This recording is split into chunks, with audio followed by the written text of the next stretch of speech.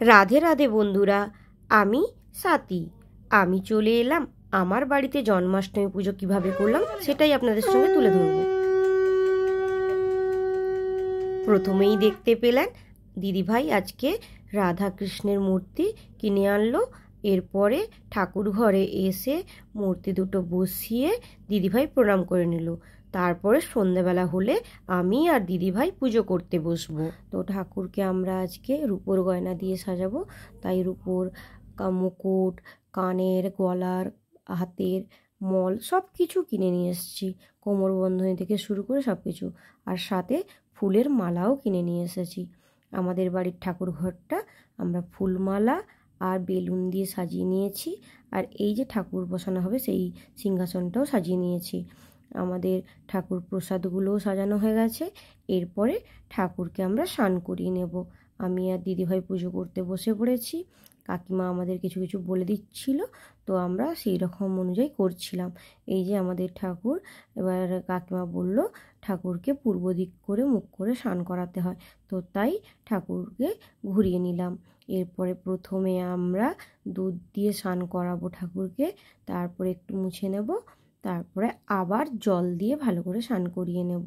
তো আমাদের এই ঠাকুরকে স্নান করিয়ে আমরা তুলে নিলাম। এরপরে ঠাকুরকে ঠাকুরের বস্ত্র আর তার গয়নাগাটি সব পরিয়ে নেব। পরিয়ে নেওয়ার পরে লাস্টে আমি মুকুটটা পরিয়ে নিলাম। এই যে মুকুটটা পরাতে ঠাকুরের আর সাথে হাতে বাঁশিটা দিয়ে দিলাম। এই হচ্ছে আমার কৃষ্ণ ঠাকুরের সাজ। কৃষ্ণ ঠাকুরকে সাজানোর পরে কত সুন্দর নয় লাগছে। আর ঠাকুরের রূপ তো সত্যি অতুলনীয়। তো সাজানোর পরে আরও কত সুন্দর রূপ আমরা দেখতে পাচ্ছি। তো আমি সাজানোর পরে দিদিভাইকে দিয়ে দিলাম, দিদিভাই নিল। আর এই যে আমার মেয়ে চলে এসেছে একটা ময়ূর পালক নিয়ে, সেও একটু পুজো করবে। তো সে তো ছোট, সে সেরকম কিছু পারে না, কিন্তু সেও করবে। তো প্রথমে আমি ঠাকুরকে বসিয়ে নিচ্ছি সিংহাসনে। বসাতে গিয়ে একটু মুকুটটা খুলে যাচ্ছিল, তো তারপরে আমি আবার সুন্দর করে সেট করে নিলাম।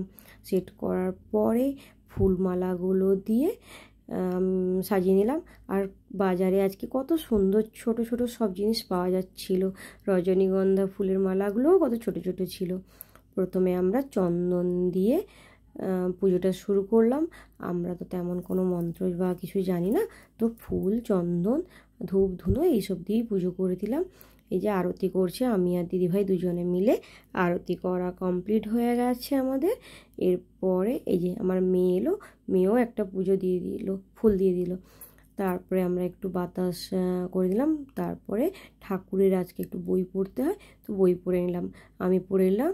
তারপরে দিদিভাই পড়ছে। এখন আমি ঠাকুরের সবথেকে প্রিয় প্রসাদ ননি একটু মুখে দিয়ে দিলাম। এরপরে আমাদের পুজো কমপ্লিট।